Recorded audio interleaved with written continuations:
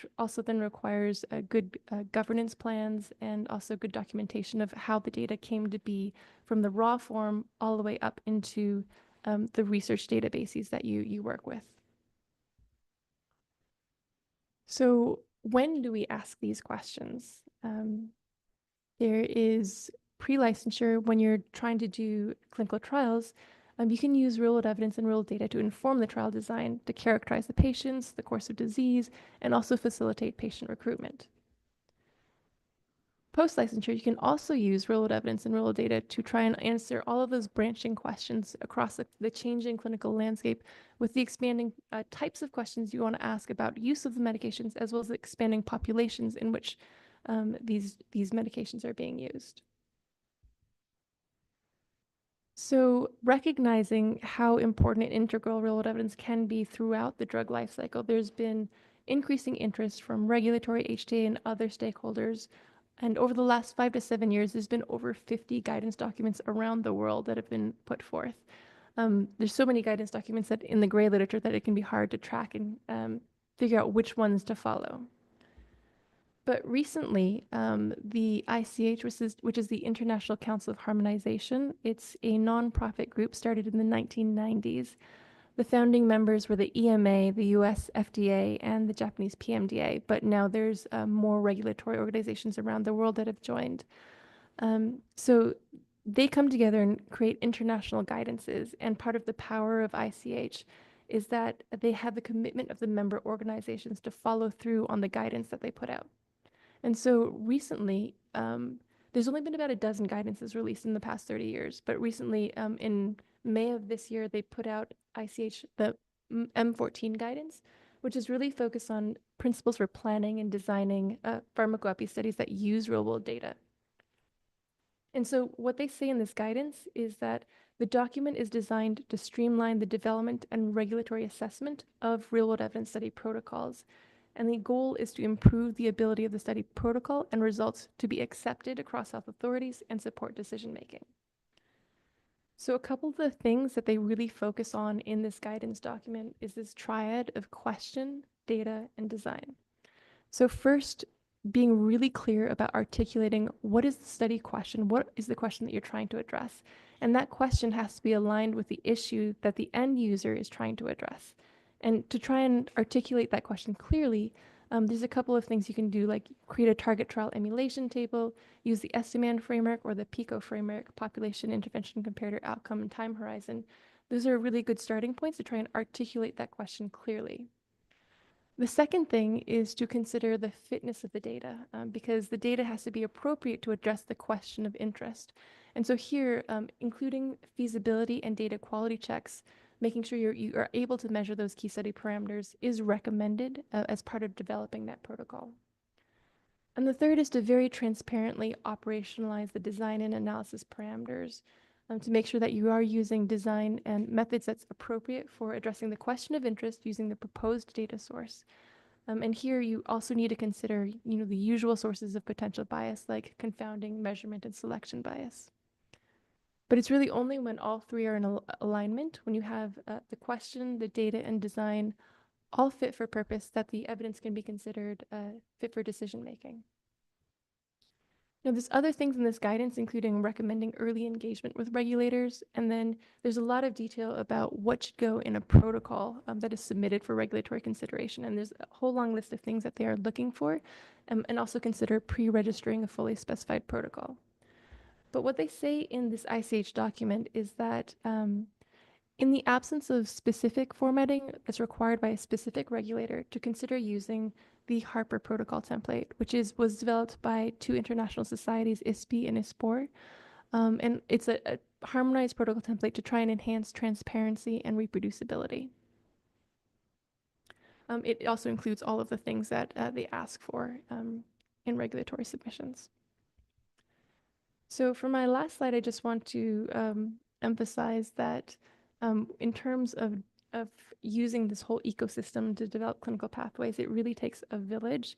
You need a lot of people with a lot of different multidisciplinary backgrounds. You need subject matter expertise, clinical expertise, people who are experienced in applying principled methods for study design, statistical, and data mining. And you can't do it without good data. So the better the research infrastructure and linkages of data, the better you'll be able to do. Obviously, you need collaborative teams with all of these different background and experiences to enable you to carefully interpret the results and make the best decisions that you can with the information that you have. And that is all I prepared. So happy to take questions.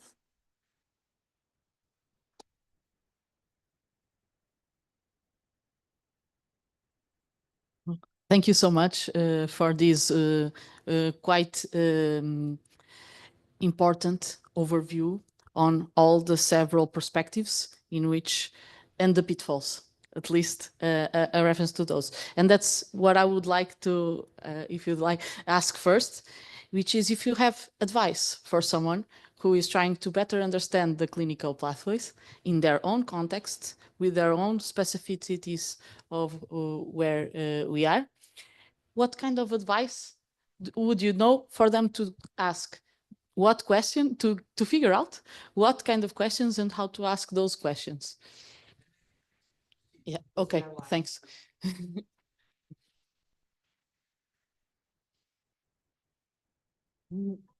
Sorry. So I would say actually the Harper protocol template might be helpful as a starting point to think about articulating the study question and really going through checking your data feasibility and is the data appropriate for addressing this particular question, and sort of walking through thinking all of those steps. It might be a good way to frame your thinking in the beginning, and then as you develop the protocol and put in more detail, then it can be used sort of to document everything that you're doing and be really transparent and make sure your work is reproducible as well, and just sort of carry that throughout the life cycle of the study. Yeah. So another thing that I found very important is the reference to pre-registering protocols. And I feel that in RWE, we don't feel that that is such a mandatory step as we do with RCTs. And we have this discussion a lot because I feel that this would, of course, be as important, if not more important in this kind of methodologies, because the degrees of how the questions may be posed, as you very well explained, give, of course, many ways where this could go wrong in biasing the results that actually get published. So what advice would you give for me if I wanted to convince people that this was an actual very important step, pre-registering a protocol for this kind of studies? I would say there's different types of studies, and some of them it's more important to pre-register, and some of it's not so important. But like, for example, if you wanted to make an effectiveness claim for a medication or other intervention, in that case, I think it would be very important to state upfront, like, this is how I'm going to study. This is my best way of approaching it. This is where I'm starting, register it. And then as you get into it, you probably will encounter something that surprises you, that's unexpected. And that should be documented, what changed, why it changed, when it changed, and carry on from there. But then you have like that sort of audit trail moving forward from where you started to where you end up. That really, I think, would engender more trust in how you got to the answer as opposed to, in the end, here it is. That's exactly it. And it's probably very important for this to have regulatory importance and to be taken as actual evidence that has quality. So as a last thought, in your last, you mentioned interdisciplinary collaboration, and I cannot emphasize enough how this is an important topic in this kind of discussions, from data source to interpretation of the results, which is what we want to achieve, something that is transparent. And how do you feel that we are lacking in this department, and what we can do to strengthen this interdisciplinary communication to ensure that transparency is from end to end in this kind of studies? I think there's a couple different places where we could improve. Like there's moving from the raw data to the research database, there's a lot of transformations that are happening, and the documentation of how you get from raw to research database is often hidden. And you don't, it's hard to understand what you're capturing if it's too mapped without understanding of where it came from. And then there's the second step of from research database to analytic data set, all of the transformations and that you do to get to your study variables, those ones and zeros for exposure and covariates. And that sometimes is hidden too without a clearly specified protocol. And then from your analytic data set to your actual summary result, your hazard ratio or whatever, I feel like that tends to be better documented. It's probably like, a couple lines of code, unless it's a really complicated machine learning model. But all of this, like the amount of impact, whatever parameter you pick here, really depends on like the first step of getting from raw data to research database and research database to analytic data set. So we really need that whole pipeline to be clear, and that requires the clinical expertise who is going to tell you to decide how to measure given the research database, as well as the database expertise, and input about how to convert from raw to your research database. And it just takes a lot of people working together, and it takes a lot of effort. But once you get it set up, I think you can build off of that, and it's good infrastructure. So just to build on what you are saying, can I say that if we over harmonize, we risk having some information and context loss from those transformations? Um, I think that is a distinct possibility when you're working, especially if you're working with people with data partners where the raw data is very different to begin with. And also the concepts that you map to may not be fine-grained enough. Like one does not suit all purposes. I think I was mentioning like a concept for MI for an outcome, I would define that very differently than a concept for MI for inclusion or a concept for MI for a covariate. And so I would not measure those the same way in my study. But if that's all that's available in my data, then I do not feel comfortable with necessarily using it that way. I would want to go back and create my own algorithm or variable to use appropriately for the different ways that I want to use it. So thank you very much. If I don't know if there is room for any further questions from the embassy, or if you'd like to make a final remark. I think, yeah, we have, we have. Very good. I will. We need another microphone, possibly. Yeah. I'll make a question. Okay. So first of all, congratulations. It's always a privilege to hear you speaking about the. I have also concerning the methodologies that we are using to get to the research question. I'm getting more doubts than sometimes more certains about inductive measures or deductive and grounded theory way that we're going to get the question for what you're going to answer. Do you believe that real world evidence and the way that we are going to create the research question needs to be more on the ways that the things that we are founding on the field, on the research, that we are gathering, where we are gathering information until we get to the question, or because the traditional model being very deductive, where we have a question, then we have reframed our purpose of research. It's more old school, and we need to be looking for what real world evidence is creating for us to create a research question and then to develop the investigation. I'm not sure I completely understood the question, but I think we need both directions. Going just one way doesn't make sense. Like for example, I'm just thinking in a safety setting, when we're trying to do signal detection with machine learning techniques, we often have a first hypothesis-free screening to look for potential areas of concern. And then we follow up on those with more detailed protocolized studies to try and understand with validated algorithms and things like that, is there really a concern? And then you have to take that to another database to see if that can be confirmed. And that's sort of like first sort of screening to see what the data tells us and then following up.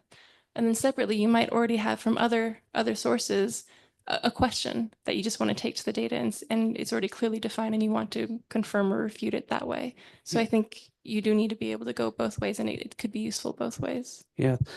Second question, can I have no, it's very important, because then when we are submitting a study, sometimes they want us to frame very hardly what we are going to research, and doesn't give us so much open possibilities when we are going to look for the data. Let's imagine then in a secondary approach that we have to do a retrospective study. We have to frame for the purpose of the variables that we are going to measure. And probably we are missing other variables that explain better that variation of results. What's your perspective on the way that this new methodology of research needs to be adapted to this kind of situation? You mean as opposed to having all of your variables pre-specified and not being able to look for Yes. more things? Well, I guess ideally you would work with your team to come up with things that you think you can measure and are relevant, and go through the data to try and create algorithms to measure that. But there's also, if in case you don't think of everything, there's data adaptive approaches to try and identify variables that may be useful to also include in your models, if that's relevant. I'm not sure I entirely addressed the question. Yes, you address. It's just because the traditional way for us doing research and submitting some studies are very guardrail from the possibility of what science needs to go for some closed variables that we are not looking. And if we don't look for that variables, we'll never find it. It's like the trials in drugs. Yeah. They only go for approval.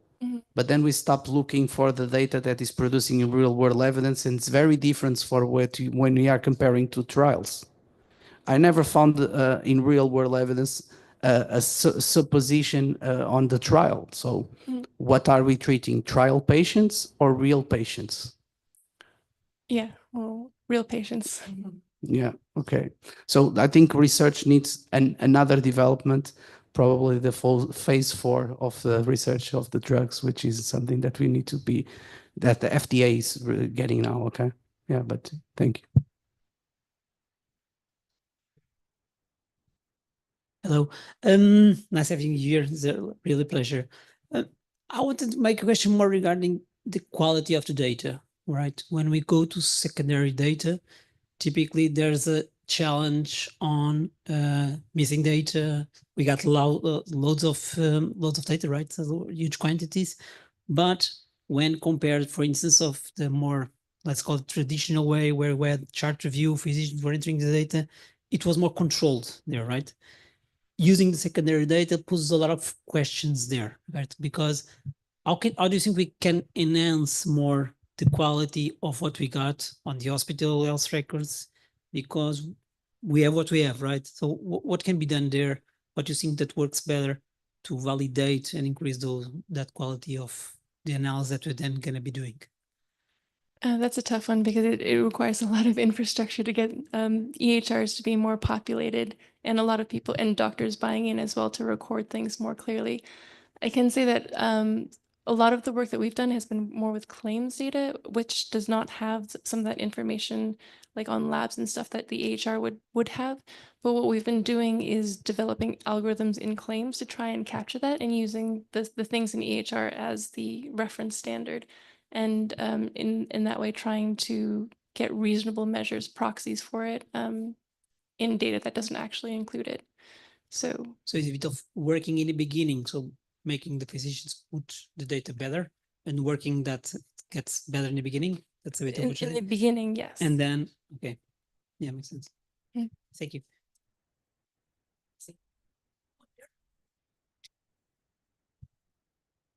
Thanks so much. Great talk. You develop new strategies and methodologies especially for future clinical trials optimization. What about what we've been published data in clinical trials in the last 20 or 30 years? Do you think it's bad data, or how can we? Because imagine that you wanted to check the efficacy of chemotherapeutic drugs in all cancers. in the last 20 or 30 years. But the thing is that when you look at the trials, there's a lot of gaps in terms of outcomes, because some trials just give overall survival, others do progression-free survival, others are. So there are tons of variables that sometimes are not present in all of the trials. How you could build a model, imagine a machine learning model that could predict these with all of these gaps in the trials for the outcomes. Oh, strictly using only trial information? Yeah. That would be quite challenging. I was thinking more along the lines of, although we would have to have a lot of historical data, of trying to answer those questions with real world data, trying to emulate those trials, see if you can get the same results, and then try and answer with different outcomes or in slightly different populations. Given that you could get the same results for the trial that was conducted, what result would you have in a population where the trial was not conducted with a different outcome or something like that, and try and fill in the gaps that way. Only comparing it. Mhm. Thank you. May I just do a follow-up on your question, which is, I think you can listen, right? You know, in healthcare providing, processes are non-stationary. So treatments are always changing throughout time, and the way things are recorded are changing throughout time. So this is something that also impacts on data quality, but also impacts on our ability to keep the interpretability throughout all these changes on a non-stationary process. Mhm. So even if you had the most granular and the most complete data set, how would you be able to track and to deal, even from a methodological point of view, with this non-stationary process of data collection that we have in the HR by default?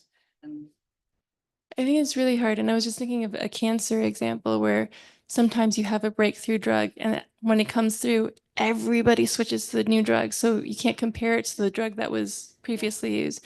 So if the time period is short and it's a really complete takeover, you can consider methods like instrumental variable methods or other things like that. But with caveats and assumptions and things like that. So it depends on the data structure, the way things change in clinical practice, a whole lot of things, what methods would be the most appropriate to try and address those questions.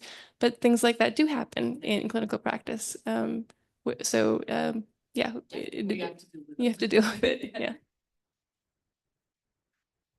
Can possibly wrap up. Thank you so much for your answers and your contribution.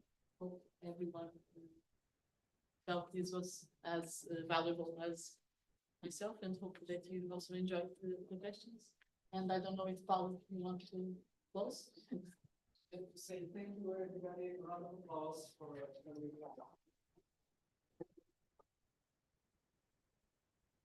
now. Please wait for it was outside. So officially, we are starting the Albert Forum with his welcome here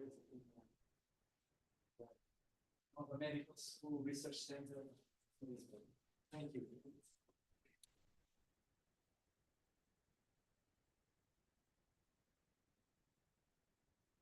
That's this because we actually publish on advanced technology, because I work on nanotechnology to develop new drugs, new drug delivery systems. And we did that